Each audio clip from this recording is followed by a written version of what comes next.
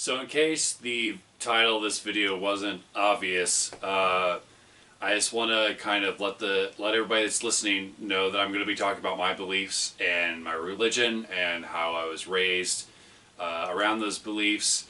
And I just want to say real quick that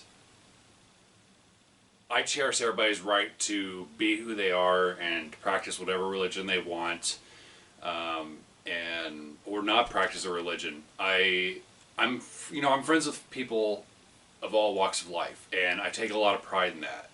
And I think that there is a lot of value in that. So, me talking about my beliefs is in no way trying to push them on others. It's just kind of an informative thing, and I like hearing from other people's point of view. So I think I was like, maybe people want to hear from me as well. So me like talking about that sort of thing is in no way trying to push an agenda or anything, because I really don't care what people do. Like I really don't care. I find it fascinating. Actually, I find different religions really interesting. I've put them in. I've mixed a lot of them into my books, and I just find the subject matter really interesting. And while there are things that I don't believe or even agree with sometimes, I try to be human about it. I just try to be respectable, because that is a part of my belief, is to be respectful to others and to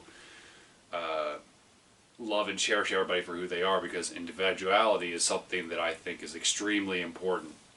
And I was raised to treat others as I want to be treated. So it's like, I want to be treated and respected for who I am, so I treat others the same way. There are definitely organizations, religions, cults that walk a different line. I have a friend who recently left their religion, and I won't say what religion it is, and now their family completely disowns them. There are people that come out and their family will disown them, and I am not in favor of that sort of thing. I think it's awful. I think it's really tragic when that sort of thing happens, when people that you've known your entire life just suddenly pretend you don't exist. I think that's really sad and unfortunate, and I always hope that there is some sort of reconciliation, because it's just, life's too short for that sort of stuff. And I think that it's important to be accepting of each other. One of the biggest joys of my author platform is that not only do I get to talk to people around the country, I get to talk to people around the world. One of my best friends lives on the other side of the planet. It's pretty wild, like what I've gotten to do over the past 5 years. So getting to the main subject, I've written a series of books called the Half Angel series. I've written 3 of these now, and angels have appeared in the Phantom Lock series as well, but when I was doing book signings, I would get a lot of questions about if I was religious, if I believed in God, and what my belief systems actually were. And occasionally I would also get some really mean emails about somebody that had read one of my books, and I knew that they read them because they would pick out certain plot points that they found offensive.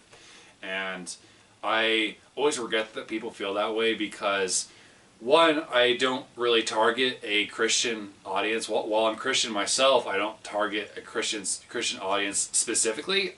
I like for everybody to be able to read my books and be able to take something away, whether they believe in God or believe in something else or don't believe in anything. At its core, the themes of the Half Angel series are about self-acceptance, and I feel like that is a universal thing. And there are other little things sprinkled about the series and the individual books that people can take away, and I'm open to any interpretation that the reader has for themselves. I think that's something that is really exciting and cool. But I don't my books aren't just for religious people, they're for everybody. I try to write for everybody. I try to write for a story that could be exciting to anybody. Or, I am cool with them being controversial in some ways too, because I mean there is gore, there is violence, there's monsters, there's stuff that happens. But I think most that gets criticized is the fact that the main character is a half angel, and obviously the implications of that is that an angel and a human had a baby together. And to those people, it's like I always try to be respectful when I email them back. You know, it's never, nobody ever approaches me like this at a book signing. They always email me. And the last time I got an email like this was, you know, early last year, and I suspect it's because not as many people are buying my books because I'm not doing as much footwork. But nonetheless, I always try to be respectful and sensitive to their feelings, but, you know, I always try to convey that I'm not trying to push anything or try to suggest, because, I mean, it's a piece of fiction. You know, it's fiction. It's not supposed to be real. I'm not suggesting that if angels were real, I'm not suggesting that this is how they would be, but this is how they are in my story.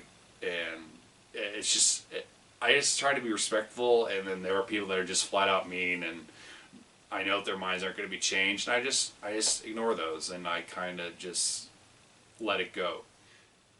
So I was raised in a Christian household, and which means that I was taught to believe that Jesus died for our sins, and you know, basically everything that is typical about Christian beliefs, that is mostly my belief system. And I still believe in God. I've had experiences that have helped fortify my beliefs. There have been times in my life where I've questioned my beliefs, and I think that's a perfectly healthy thing, as long as you are questioning it and going about it in a healthy way and not a self-destructive way. And, you know, I had questions about it, and strangely it wasn't around the time that, you know, my at the time girlfriend Katie passed away from cancer. My relationship with God was not rocky at that time at all. But I think it was at the beginning of this pandemic where I was like really questioning stuff, because I was just seeing suffering everywhere. And part of that was because I was on the news way too much. I was looking at the news way too much. You know, if you look at the news all the time, it's basically apocalypse now. At least that's how it is here in the United States. It's just all doom and gloom, and it's awful. Like, I don't like watching the news anymore, and it's been bad for a couple of years, but it's been particularly bad these past 12 months. Like I said, I was having some struggles with it early last year, and, you know, I talked to somebody about it, and I was like, I had a really basic question. I was like, why does God let bad stuff happen? Because he's supposed to be all-powerful, and the way that I was raised, he was loving and accepting of everybody. And the individual I talked to said, well, we believe that God has essentially either given up his power or steps back because he has so much faith and love for us that he doesn't step in when things happen. Like, he interferes in small ways, but he's apparently very hands off and lets human beings figure out things for themselves. And the way I understood it is, and the way that my belief system goes, is that God is accepting of others and really cherishes individual beliefs and individuality because he loves everybody for who they are. And that was something that kind of resonated with me, and it's something that I still think about. And, you know, I sat down to watch a film it was just simply titled Jesus. It was a mid-90s film starring Jeremy Sisto as Jesus. And one of my favorite parts of the film is when Satan and Jesus are having a conversation right before Jesus is going to be crucified. And, you know, Satan is like, do you really want to do this? Because human beings are kind of shitheads. And I'm paraphrasing here, but, you know, it's a really fascinating scene. And Satan, who is in like a suit and not dressed for the period at all, takes Jesus throughout time and shows them all these wars that will be fought in the name of the Christianity religion. and all other religions where human beings just fight over religions all the time, which is another thing that I think is really unfortunate. And he's like, are these the people that you and your father really want to have faith in? And of course Satan's just showing all the bad stuff, and Jesus kind of reiterates that thing. Well, my father and I love human beings so much that we're going to allow them to make the decisions for themselves, and allowing them to not only have faith in us, but for us to have faith in them to do the right thing. And it's a really great scene. I found it really powerful, actually, and it's hard for me to put into words exactly, because it's hard to talk about religion sometimes, because people, when I tell people that I'm Christian that are either atheists or just straight up non-believers, they look at me like I grow a second head, and that's fine. I accept the fact that people don't believe, but it would definitely be more pleasant if people were at least accepting. But I just try to kind of just let it go.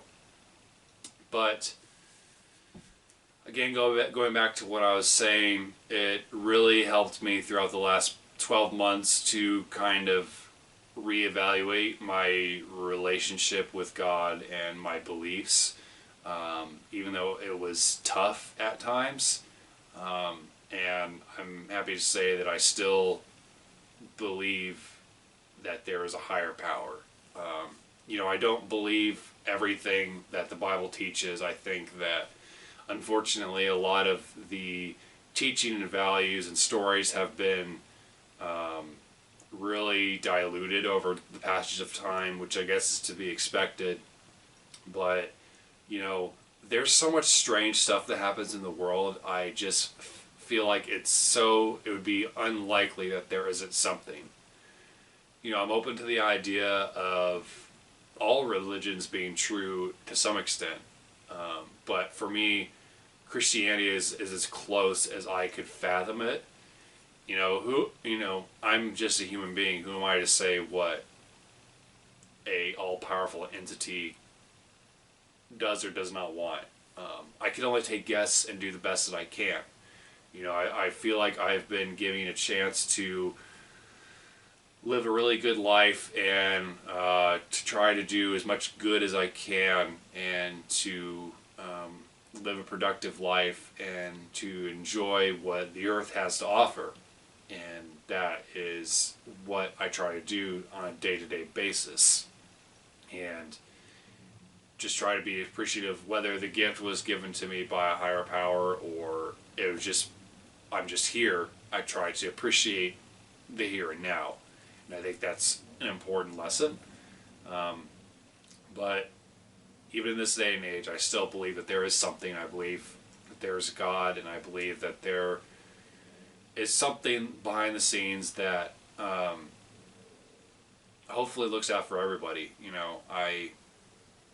The difference between belief and knowledge, I know that this this bookcase is made out of wood, because I can touch it and I can see it. And a lot of belief is hard to prove, because you can't be like, there's God. You can't really do that.